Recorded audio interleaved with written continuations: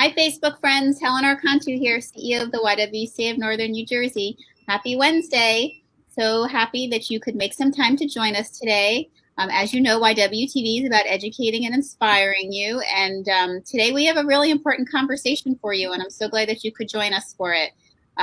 This isn't always an important conversation, but especially right now, as we are still, slowly coming out of the impact that COVID has had on our residents here in New Jersey. We want to make sure that we are assisting those of us in our communities that are impacted by issues around housing rights, that they will have the information that they need to be able to make informed choices and know about resources available for them. And we are going to be able to do that today with the help of Larry Sindoni, who is the managing attorney of the housing unit at Northeast New Jersey Legal Services. And we're going to talk a little bit with him today and learn about legal representation and advice that his organization provides to residents of Bergen, Hudson, and Passaic counties, and specifically to prevent evictions, foreclosures, and elimination of housing benefits. Before we jump into this important conversation, let me tell you a little bit about Larry and his background. He has worked over 20 years at the New Jersey Legal Services. He was admitted to the Bar of New Jersey in 1991, and he has been involved in housing-related issues for most of his career. He practiced extensively before courts and administrative tribunals, lecturing on housing issues to members of the bar and providing community legal education. He has served as a member of the District Ethics Committee via District 6 of the Hudson Vicinage. He also has been the recipient of the Ronald Atlas Outstanding Attorney Award and the Richard Bennett Outstanding Supervisor Award from Legal Services of New Jersey. And in 2020, his organization represented over 7,465 low-income clients in Bergen, Hudson, and Passaic counties, of which almost 2,100 of them were specifically supported in the area of housing law. And this ends up being a conversation that we haven't heard a lot about, but there are resources out there. So I'm so grateful that you could join us today, Larry. Thank you for being here. Thank you so much for inviting us, Helen. We're glad to be here. So before we jump into this conversation specifically, could you tell us a little bit about your organizations for anyone who's not familiar with it? Sure. So Northeast New Jersey Legal Services is a provider of civil legal services free, as long as you qualify. We're a nonprofit. You don't have to pay, but you do have to meet our income guidelines and eligibility criteria. And you have to be a resident of Hudson, Bergen, or Passaic counties. So if anybody has a civil legal problem, we encourage you to apply. As long as you meet our criteria, you may be able to get free legal assistance. And the worst thing, if you call and you're not eligible, well, we'll refer you to the Bar Association or somewhere else. But you might as well call us first to see if you qualify.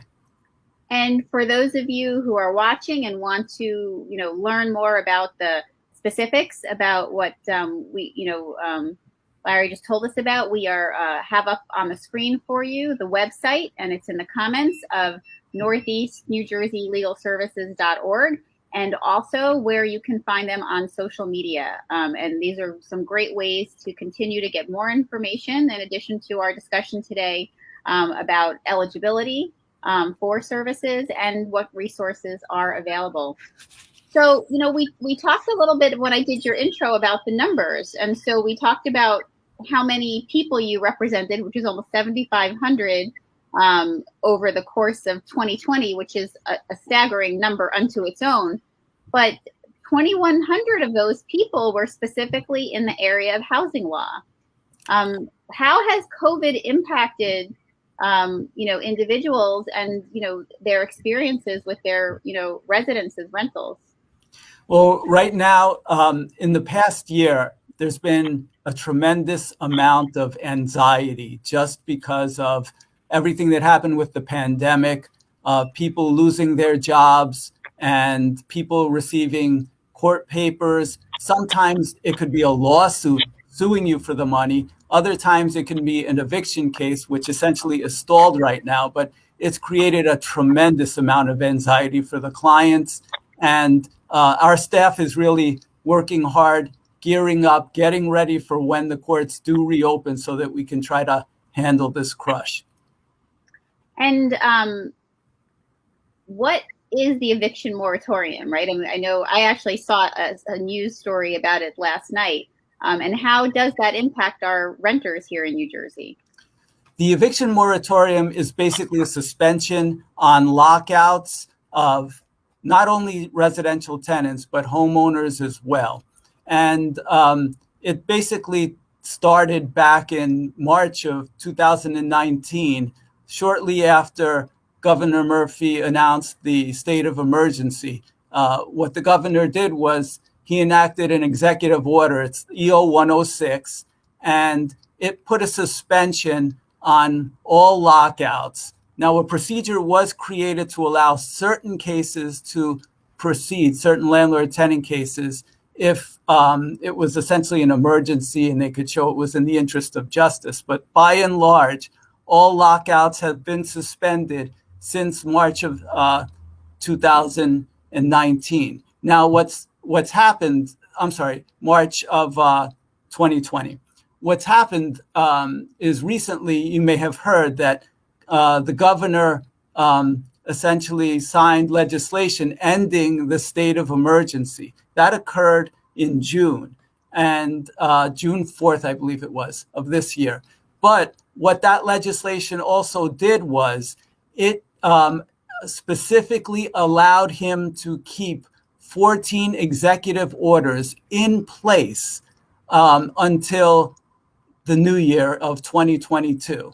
Among those is EO 106, the one which suspends lockouts of tenants and homeowners. So that's still in place. Also, the utility shutoff moratorium is still in place as well. The governor does have the power, though, to change that date and make it sooner. But right now, that the moratorium is still in effect, and tenants can only be removed through court process. It's very important that tenants realize that only court process, only by a court officer. So they have to be very careful. If they're feeling pressure from anyone to move, they should contact an attorney just to make sure that they confirm what their rights are, and they should receive that protection. So, and that's actually what I heard on the news last night. It was the extension, of what was extended. When I was hearing about the story again, but my question is, if you are a renter and you are, dealing with this, one, how would you know that this option exists for you, this protection exists for you right now?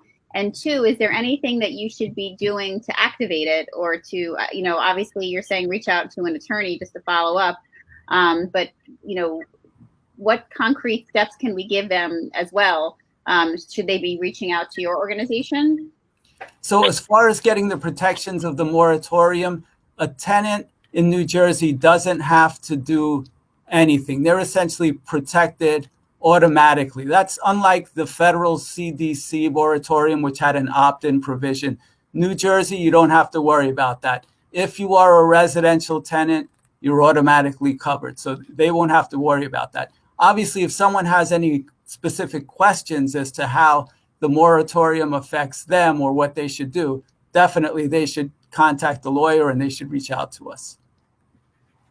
And so I wonder, with this in place and this protection in place, obviously for renters, are landlords finding ways to get around this moratorium in order to get families removed? And, what can renters do if that is, if they are feeling that pressure? Yes. The short answer is yes. And there's several different ways that this pops up.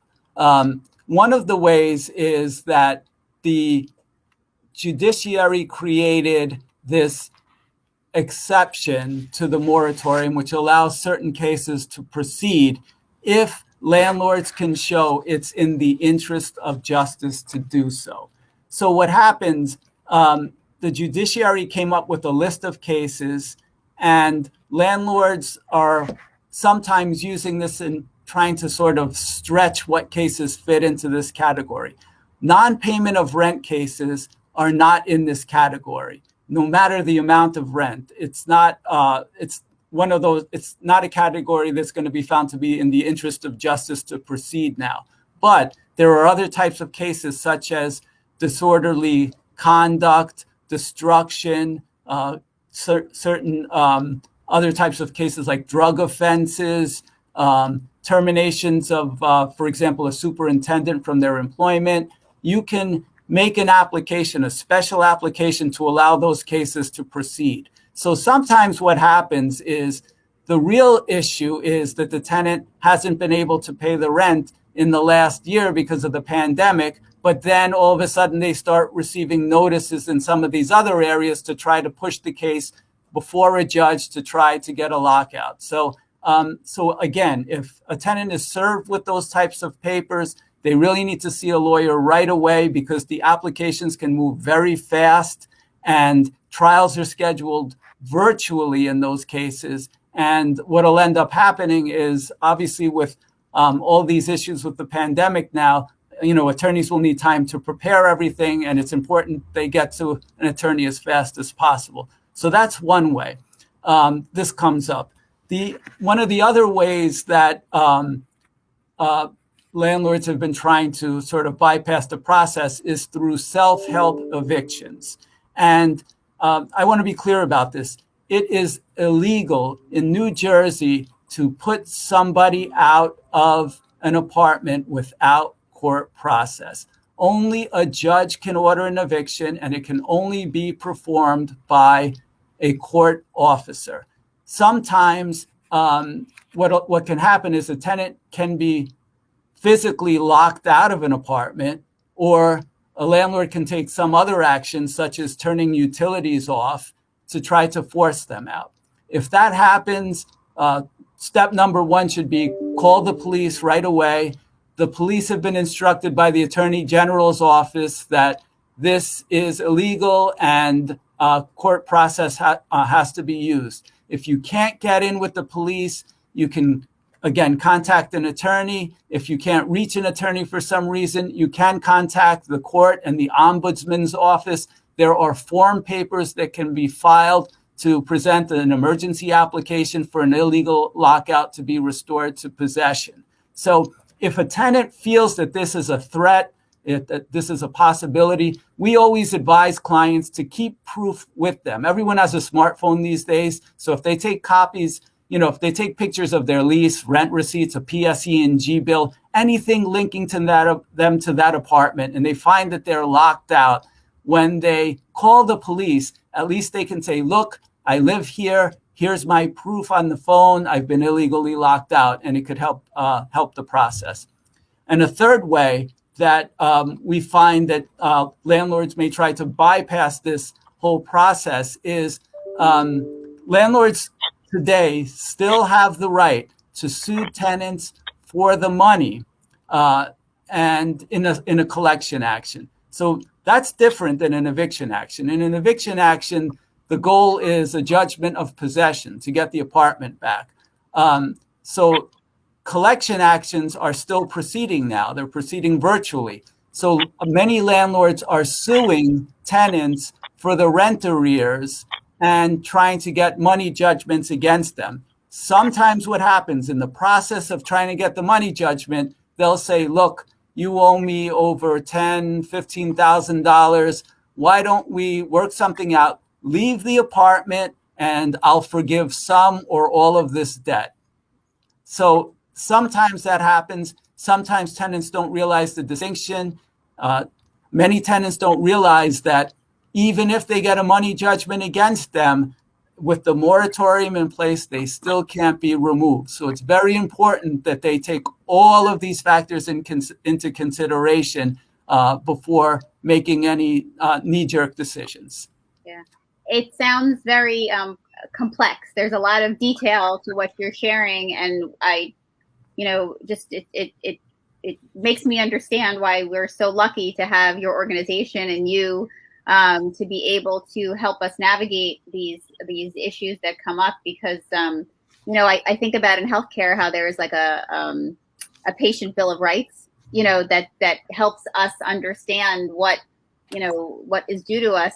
Are there a renter's bill of rights? Are there, that let us know like all of our protections? I mean, here, this is very responsive to, a time, but these are situations that pop up, at different times in life. It's just right now the executive order's in place. So obviously it's being handled a little differently. Well, a good source for tenants' rights in New Jersey, LSNJ, Legal Services of New Jersey, does publish a self-help manual called Tenants' Rights in New Jersey. It's actually published in English and Spanish, and it's an excellent resource written in layman's terms, and it gives tenants all of the information that they need. In addition to that, the New Jersey Department of Community Affairs also publishes a pamphlet on tenants' rights that's available, and it's also an excellent resource. Well, that's great to know. And for our viewers, we'll drop links into our comments here so that you can access those resources as well. But clearly, having an understanding and, again, your organization and, you're someone with your background and understanding of the rights and protections that renters have right now and how they're broadened a bit is key in navigating this time. I know, listening to all the details of it, I'm feeling a little, that there's a lot of information to process, and I can only imagine and, try to empathize with someone who's feeling anxiety about having to leave their home and trying to process all of this. What are some,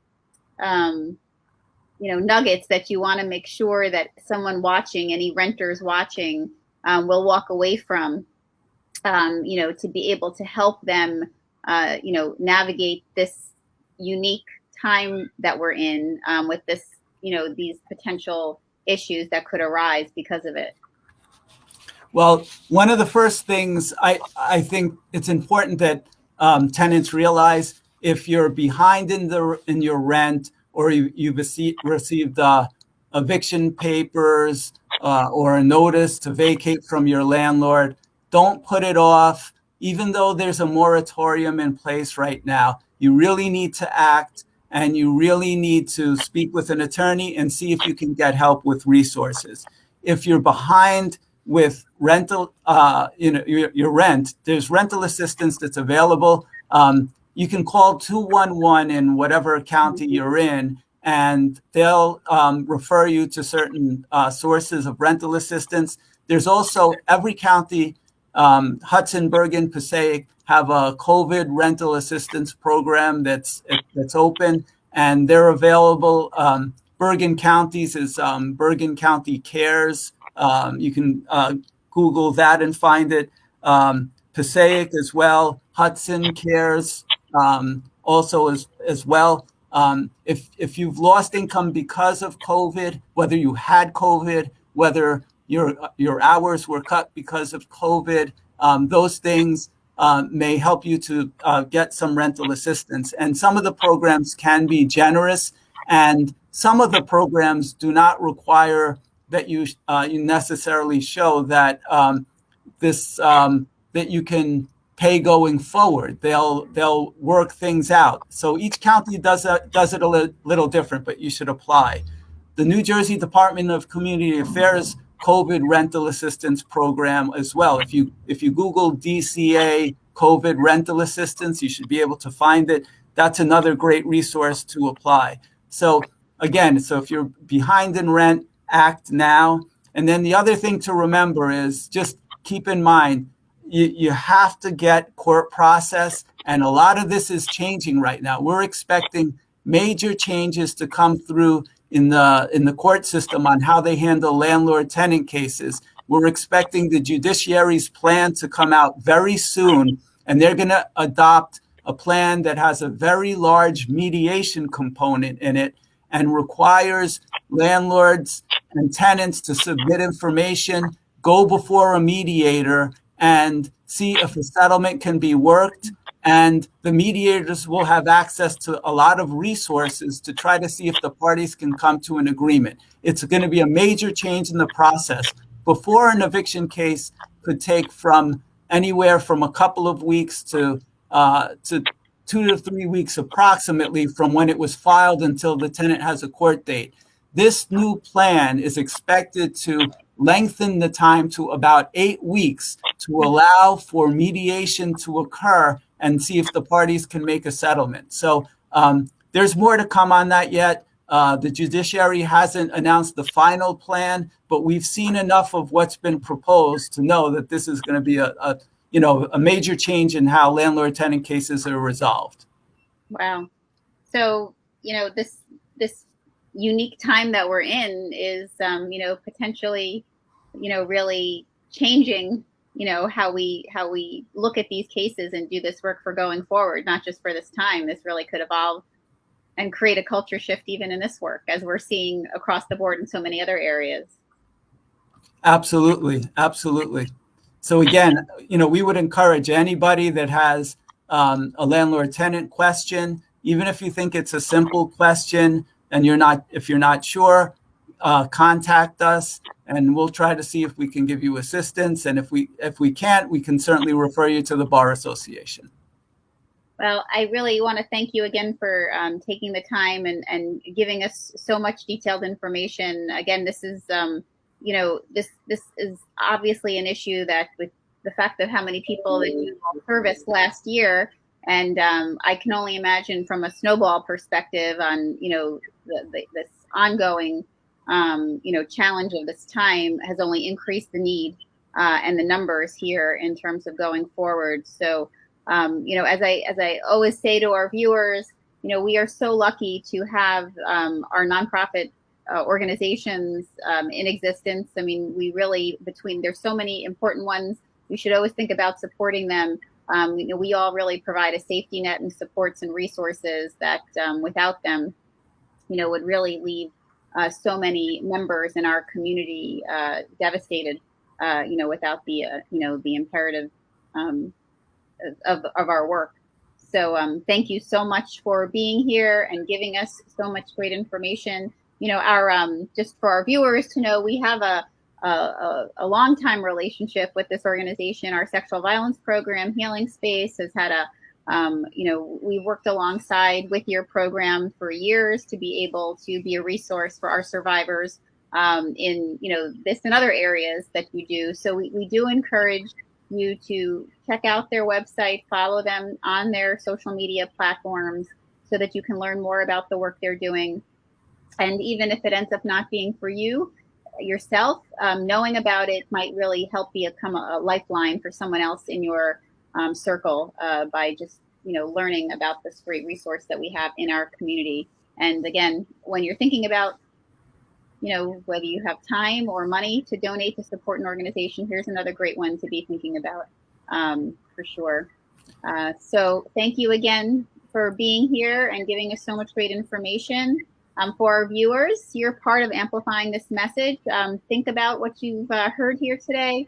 We encourage you to integrate it into a conversation with someone that you have from here so that you can get this message out to more people, so people are aware of this tremendous resource that we have here in Bergen, Passaic, and Hudson counties.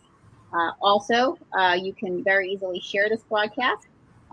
Just click the little share button that's underneath what you're watching. Send it to someone in Messenger, put it on your Facebook page. You can copy the link and text it to somebody that you think might utilize it. If there's an organization or through your faith-based community, an opportunity to share resources, this is a great one to let folks know about. So we ask you to be part of our mission of amplifying the important stories that we bring to you on YWTV by doing that. Also, we hope that you join us tomorrow. Or those of you that are regulars know that Thursday is our day that we share the mic now with Black women in our community to amplify their voices.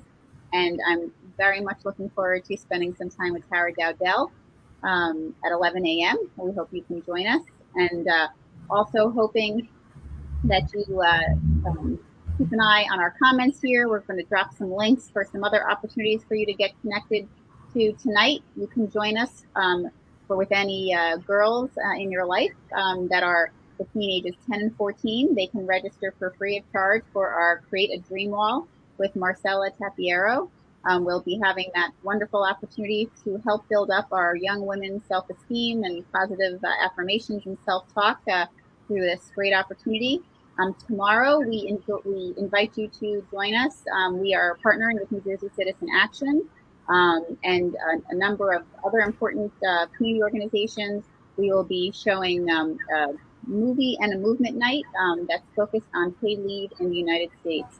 As you know, family and caregiving needs should always come first, but lack of paid leave very often really impacts individuals in terms of when they're struggling with having a baby, being able to be home to address and support family around having a baby, a medical emergency, caring for an aging parent. Stepping in to provide these supports for our family can often lead to job loss or poverty for some, and it doesn't have to. And what we would love for you to join us so that you can be part of our discussion. If you register to the link that's in our comments, you will be able to join us for that discussion. And so many other great programs which you can easily access and learn about through our social media platforms or through our website. So with that, we hope you have a great day. So grateful again to Lawrence Sindoni for joining us today. And so wonderful, again, that we have this wonderful organization here in New Jersey working with us. And we encourage you to go check out Northeast New Jersey Legal Services to learn more about them. Thank you so much, Helen.